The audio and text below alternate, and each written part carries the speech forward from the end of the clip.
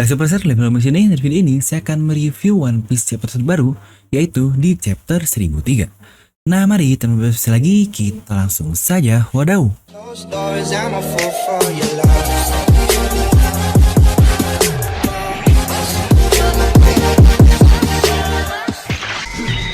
Nah, seperti biasa, sebelum lanjut ke video ini, jangan lupa untuk subscribe dan juga nyalakan bel notifikasinya ya. Karena kalian tidak akan tertinggal info-info menarik seputar One Piece hanya di channel Devil Nomi. Kita pastikan sebelum komen atau apapun, kalian menonton video ini sampai habis, jadi tidak ada informasi yang miss dan juga yang setengah-setengah. Serta buat kalian juga yang ingin merchandise channel Devil Nomi dengan desain yang unik-unik, kalian bisa langsung klik link di deskripsi video. Nah, akhirnya nih, rilis juga untuk One Piece chapter terbaru, yaitu di chapter 1003. Ya, nikmat memang ketika One Piece tidak libur dan tanpa nunggu lama lagi langsung muncul chapter berikutnya.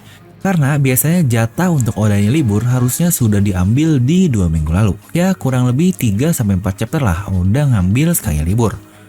Nah, oke, langsung saja lah untuk di chapter 1003 ini akan berjudul Night on the Board. Dimana ini akan berisi tentang apa saja yang terjadi di malam peperangan Onigashima ini dan akan direpresentasikan ke dalam sebuah papan seperti catur atau go lah, nanti kita lihat juga.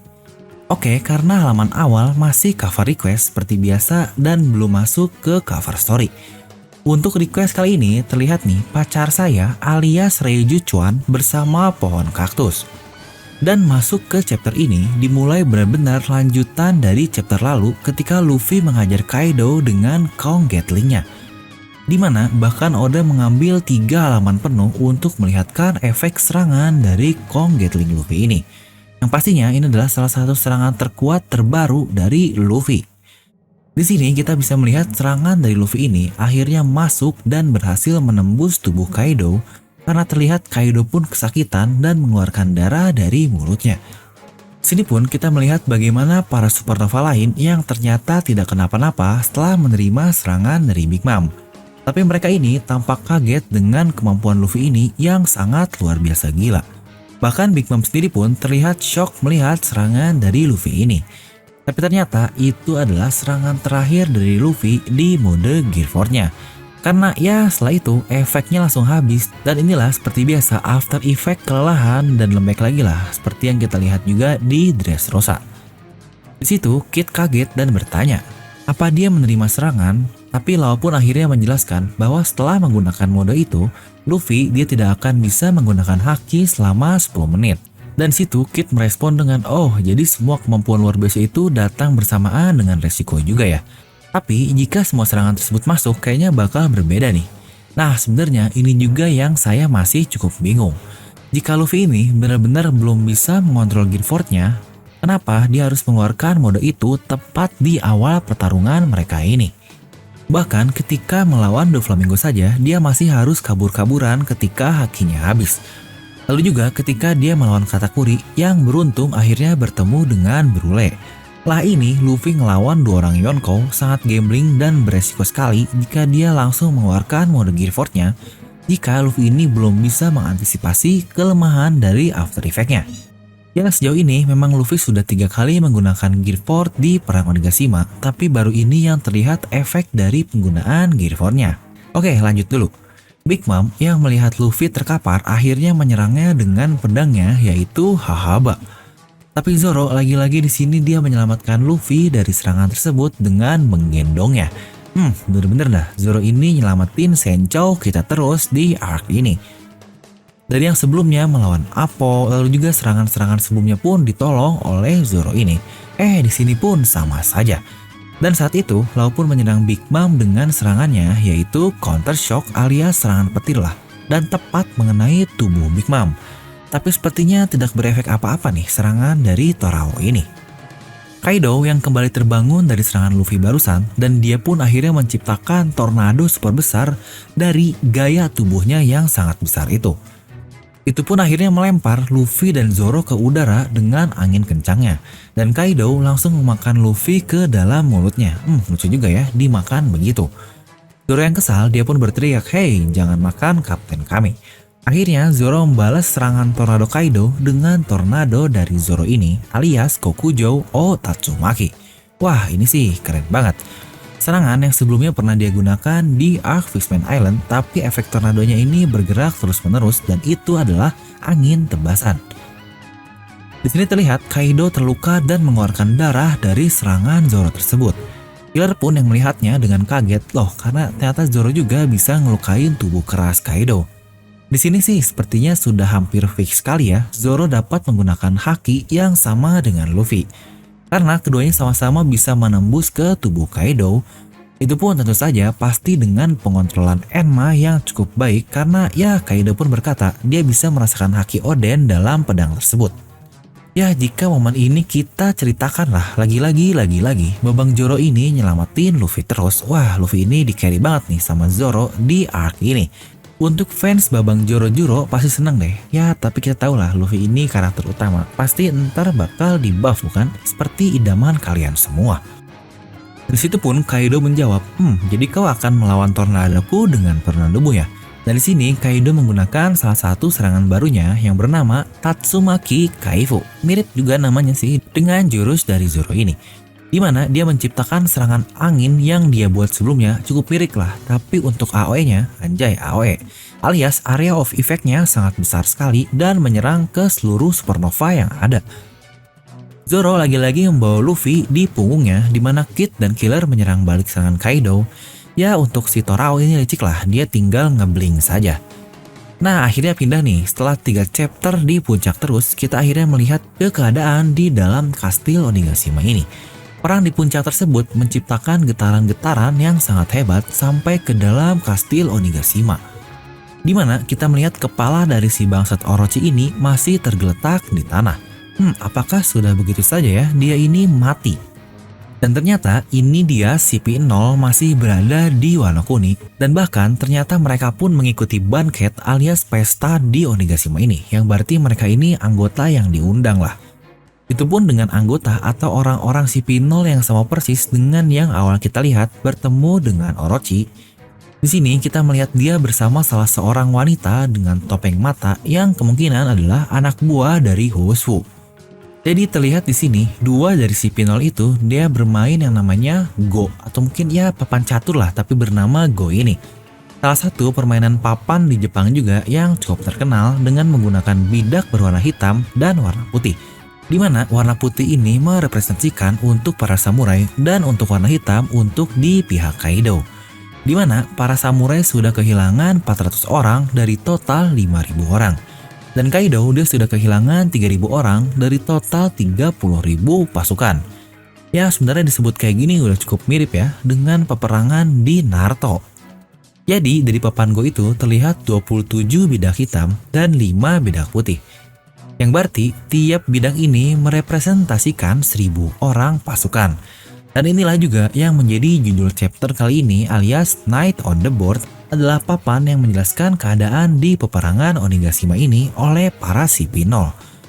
Sejujurnya yang masih sangat membingungkan itu bagaimana mereka semua ini bisa tahu sampai sedetail itu. Padahal mereka hanya berdiam diri saja di sebuah ruangan di Onigashima. Apakah ada informan yang lebih terpercaya hingga mengetahui angkanya secara detail? Atau mungkin anak buah Housu yang memberitahu ke si P0 ini? Atau jangan-jangan dia punya Kenbunsoku seperti Rayleigh yang sangat super? Wah ini sih tidak mungkin ya. Dimana kepala si P0 ini pun berkata tentang partner transaksinya alias Orochi telah mati. Dan pesta ini malah berubah menjadi peperangan. Tapi di sini dia pun menambahkan, bahkan dari semenjak Doflamingo dijatuhkan, pertarungan antara Kaido dan Worst Generation memang tidak terelakkan. Dia pun melanjutkan, jika ternyata kedua Yonko dari 4 Yonko yang ada kalah, maka dunia ini akan berjalan tidak terprediksi, ya tepat seperti apa yang Kaido katakan juga kepada para Worst Generation. Dia pun melanjutkan, mereka tidak percaya jika samurai bisa memenangkan pertarungan ini, dan pertarungan pun tidak akan selesai hanya dengan Kaido atau Big Mom dikalahkan. Karena masih ada yang harus mengalahkan para eksekutif yang lain. Nah sebenarnya ini yang cukup tricky juga, siapakah eksekutif yang dimaksud oleh si P0 ini? Apa mungkin maksudnya para bencana dan Tobiropo ya? Kan mereka pun disebut sebagai eksekutif. Tapi jika bosnya sudah kalah, harusnya untuk level kekuatan sisanya yang akan jauh nggak sih? Ini cukup aneh juga sih, atau cukup tricky lah, siapa tahu ada eksekutif lain yang akan datang. Nah, dari narasi ini, alias narasi si CP0, kita melihat Franky dan Sasaki yang sebelumnya bertemu masih bertarung juga di sini. Lalu akhirnya nih, buat kalian yang nyariin Babang Sanji muncul juga di chapter ini walaupun hanya satu panel, dan terlihat dia masih berdarah-darah. Aduh, kirain dia habis enak-enak nih sama Black Maria. Di sini pun kita lihat Nami, Usopp, dan juga Tama. Ulti pun terlihat dia sedang berlari yang pastinya mencari ketiga orang ini. Di sini pun kita melihat Jinbei yang sedang bertarung dan Yamato juga yang bersiap untuk ikut kembali bertarung. Narasi diakhiri dengan CP0 yang berkata, teruslah kalian para bajak laut saling menghancurkan satu sama lain. Oke, kembali ke puncak dari Onigashima. After effect dari serangan Kaido yang super besar itu, terlihat asap di mana-mana di puncak Onigashima ini, dan akhirnya terlihat siluet dari mode hybrid Kaido yang sudah kita tunggu nih dalam ratusan purnama, anjay. Walaupun masih siluet, tapi terlihat ukurannya ini sangat besar sekali, bahkan hampir 2 kali lebih besar dari Big Mom loh. Dan pastinya ini udah di mode terkuatnya sih, karena ya yang namanya hybrid ini memang dikenal sebagai mode tertinggi dan terkuat dari perubahan Zoan. Ini tepat seperti perkataan dari Chopper lah, untuk user Carnivora, peningkatan kekuatannya bahkan bisa berkali-kali lipat di mode hybridnya. Apalagi Kaido ini dia memakan Mythical Zoan yang akhirnya terjawab jelas di SBS yang terbaru. Itu adalah Uo Uo Nomi model Seryu atau Naga Biru. Dimana saya sudah membahas untuk SBS volume terbaru di video ini, kalian bisa cek juga. Nah, pasti banyak juga nih yang bingung. Lah kok Kaido nggak ngeluarin mode hybrid sih ketika dia melawan Kozuki Oden? Apa Kaido ini belum serius ya ketika ngelawan Oden? Jawaban yang paling masuk akal adalah, ya Oda memang merencanakan atau ingin melihatkan mode hybrid ini hanyalah kepada kita langsung para pembaca. Dan tentu saja, gak mungkin dong melihatkan mode ultimate-nya hanya di sebuah flashback. Yang pastinya untuk mode terkuat ini harus diperlihatkan ketika melawan Sencho kita dong. Jadi saya pun yakin Kaido memang menggunakannya di flashback Oden, tapi memang tidak diperlihatkan saja kepada kita. Lalu untuk mode manusia biasa dan naga saja sudah sangat kuat sekali. Apalagi ini di mode hybrid gak sih? Wah ini sih fix banget Luffy bakal mengeluarkan gear barunya alias Gear 5. Itu pun tepat sekali seperti yang Oda katakan di SBS juga. Dan ini resmi ya, Oda yang bilang bahwa Luffy perlu sesuatu yang baru untuk melawan makhluk terkuat di dunia. Dan itu adalah Gear 5. Buat kalian yang masih nggak percaya juga, nih kalian bisa langsung buka juga di video ini. Saya membahas jelas isi yang dijawab langsung oleh Oda Sensei. Nah jadi itulah untuk chapter kali ini. Untuk prediksi chapter depan, biasanya udah penghujung kayak gini dan diperlihatkan juga dari kata-kata CP0 biasanya akan dilempar dulu ke bagian lain lah. Mungkin akan kekalahan untuk masing-masing eksekutif seperti para Tobiropo, lalu juga para bencana yang lain-lain akan diperlihatkan dahulu sebelum kembali ke klimaks di puncak Onigashima. Dan biasanya setelah itu pun baru kembali lagi ke Luffy yang akan beraksi. Atau sebenarnya akan sangat pas juga sih menurut saya jika ini adalah akhir dari act ketiga atau babak ketiga dari Wano Kuni ini dan kita pun akan kembali diperlihatkan keadaan dunia. Karena jika dihitung untuk angka chapternya sangat pas sekali, seharusnya bisa berakhir di chapter 1003. Nah oke lah, jadi chapter ini sebenarnya lebih banyak membahas tentang Babang Zoro yang mempunyai haki yang sangat hebat juga sih, selain kemunculan CP0 yang cukup epic. Jadi akan saya beri nilai 9,2 dari skala 10. Mungkin kalian bisa langsung tuliskan pendapat kalian tentang chapter ini di kolom komentar di bawah. Dan buat kalian juga yang ingin menjadi membership Devil Lomi untuk mendapatkan badges dan emoji yang lucu-lucu, kalian bisa langsung klik tombol join di sebelah tombol subscribe. Dan seperti biasa, semoga kalian terhibur dengan video ini. Like aja kalau kalian suka, dislike aja kalau nggak suka. Jangan lupa untuk subscribe dan juga share video ke teman kalian. Gue Devil Lomi pamit and I'll see you guys next time.